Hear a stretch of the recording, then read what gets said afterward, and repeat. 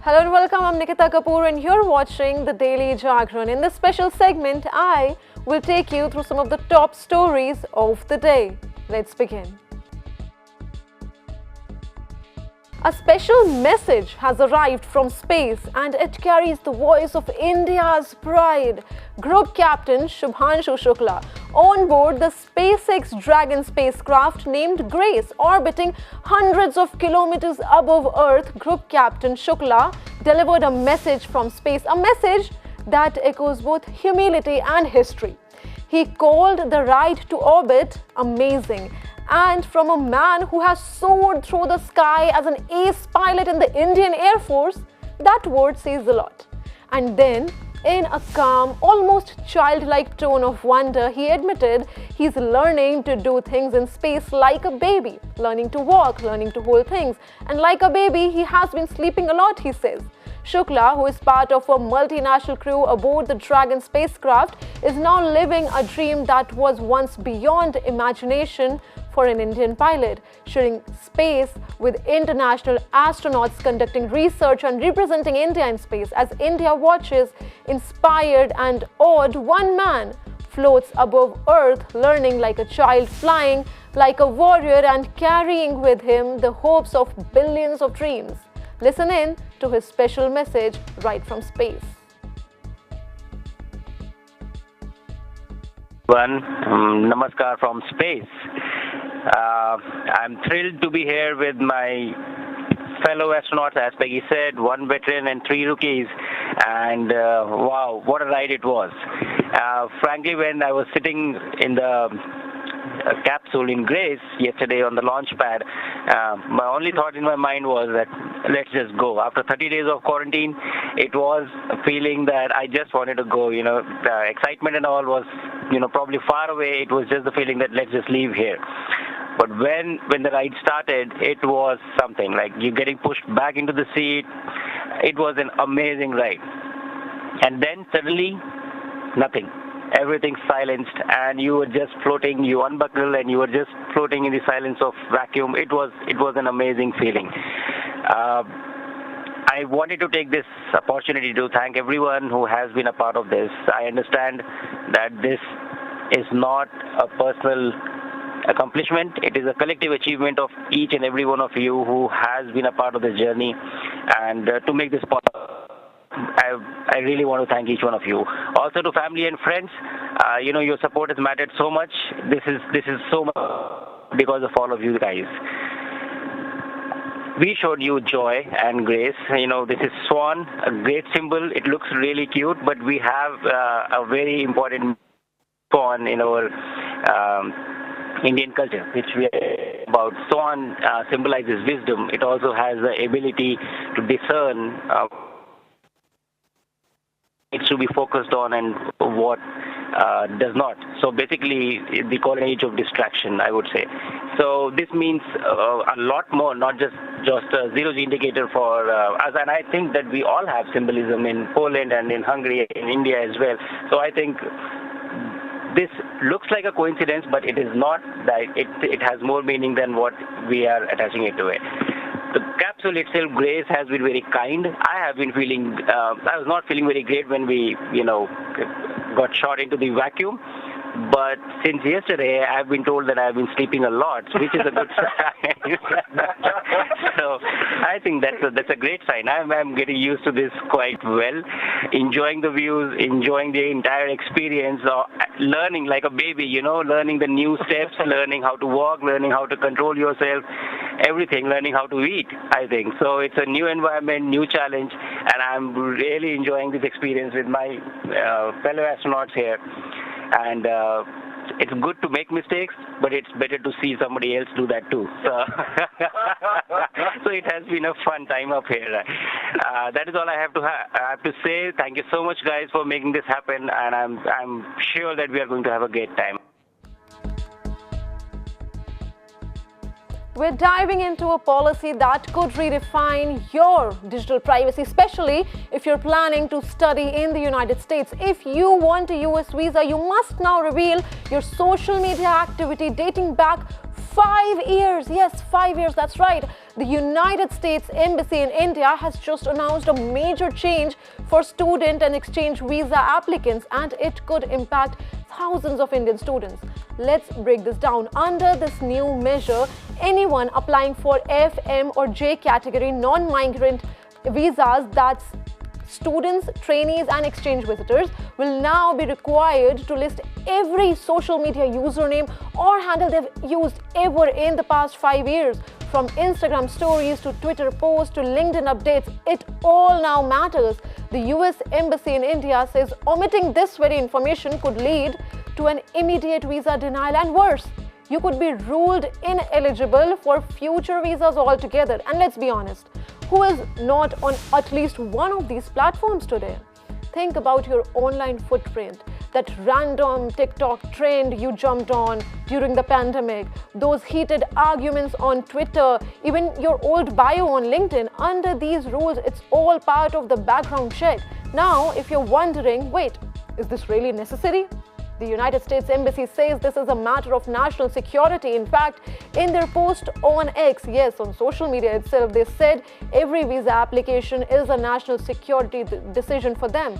They want to ensure that applicants are who they claim to be and that they meet admissibility standards under US law. Experts say most Indian students are willing to comply, even make their profiles public, because for them getting that US visa is a life-changing opportunity. The embassy has directed students and exchange visa applicants to make their social media profiles public to support these identity checks. That means no private accounts, at least not while you're applying, which brings us to the big question: privacy.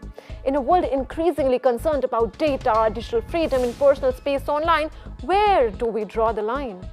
Some students say, hey, I've got nothing to hide. If this gives me my student visa, I'm happy to share.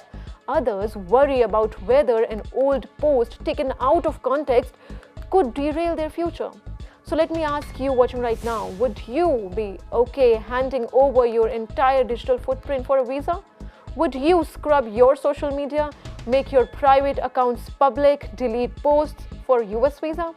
Tell us what you think in the comment section. Now let's also talk about the process itself. This is not a casual form you have to fill. It's the DS-160, the standard application for US non-immigrant visa.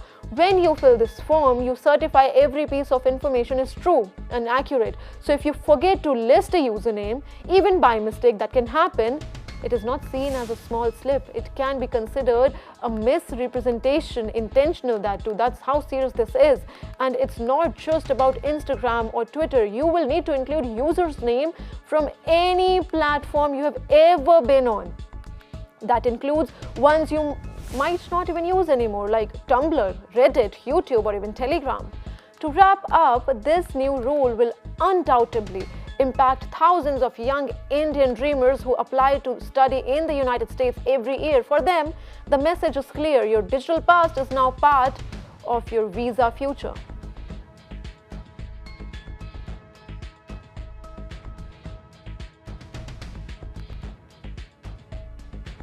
Tragic news from Himachal Pradesh, where nature's fury has once again unleashed itself on the hill state.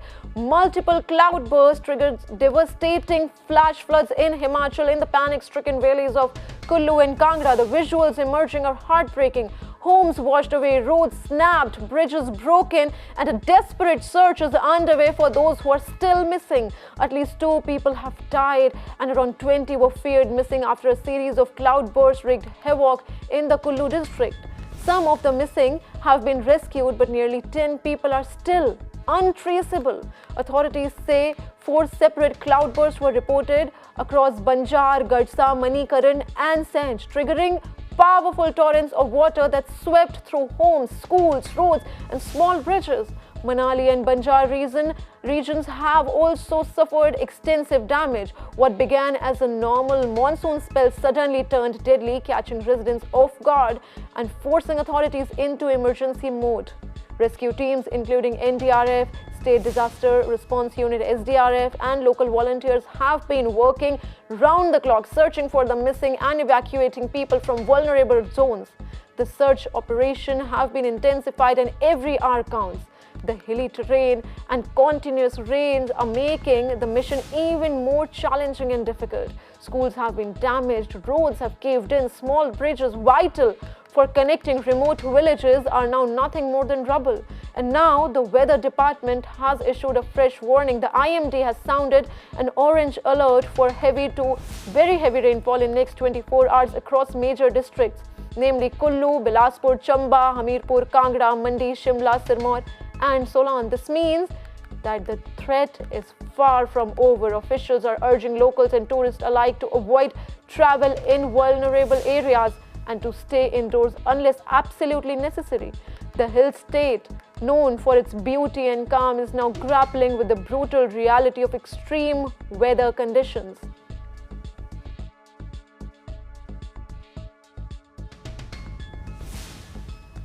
There's a major update on the tragic crash of Air India flight AI-171. Days after the crash shook the nation, there's now a key development in the investigation, one that could answer what really went wrong just moments after the takeoff from Ahmedabad. The black box of the ill-fated Air India flight has now reached Delhi. Both the cockpit voice recorder and the flight data recorder, crucial for piecing together the final moments of the flight, are now in the hands of investigators at the Aircraft Accident Investigation Bureau, or AAIB. One of the recorders was found on a rooftop in Ahmedabad on June 13, just a day after the crash.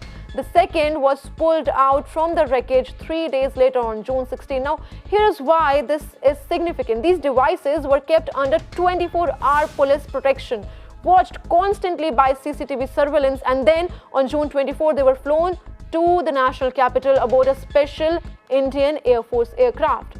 Once they landed in Delhi, the AAIB moved very fast. Same evening, the black box data extraction began at their high-security lab. Investigators successfully accessed the memory modules. So what exactly are they looking for? Well, the cockpit voice recorder stores the audio of the last moments inside the cockpit, pilot conversations, alarms, engine noises. Every second matters. The flight data recorder, on the other hand, holds thousands of pieces of information: altitude, speed, direction, engine performance, every move the aircraft made. Together, this data is like a puzzle. The AAIB is now carefully putting those pieces together to reconstruct the final moments of flight AI-171. What happened after the wheels left the ground? Was there a technical failure, a human error, or something else altogether? These are the questions the investigators are working to answer. And make no mistake, this is not just about finding fault. The goal is much larger: to understand what went wrong and to make sure it doesn't happen ever again. The government has assured that this investigation is being carried out with full transparency and urgency. So while families continue to grieve and the nation mourns, the hope now lies in this black box, small in size but powerful enough to speak for those who cannot anymore.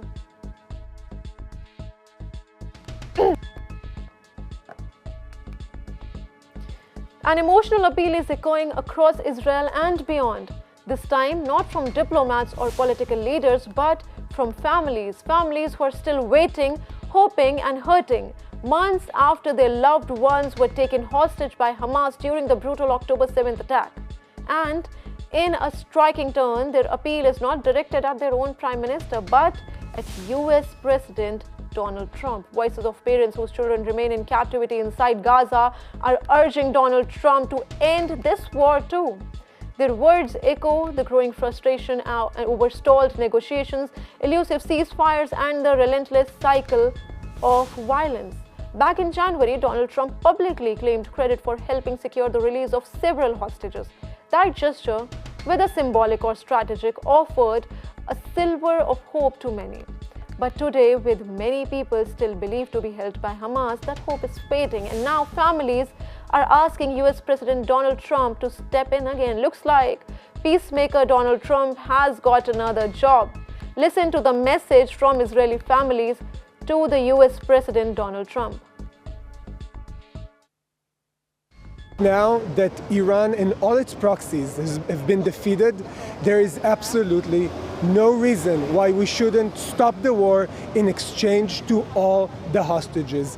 I think that Hamas has proven that all it can do now is just hurt our soldiers, and there is nothing they still have aside from our hostages. Once we bring back the hostages, this is the true defeat of Hamas. This is how we can act freely in the Gaza Strip to make sure that Hamas does not pose a threat to Israel's future.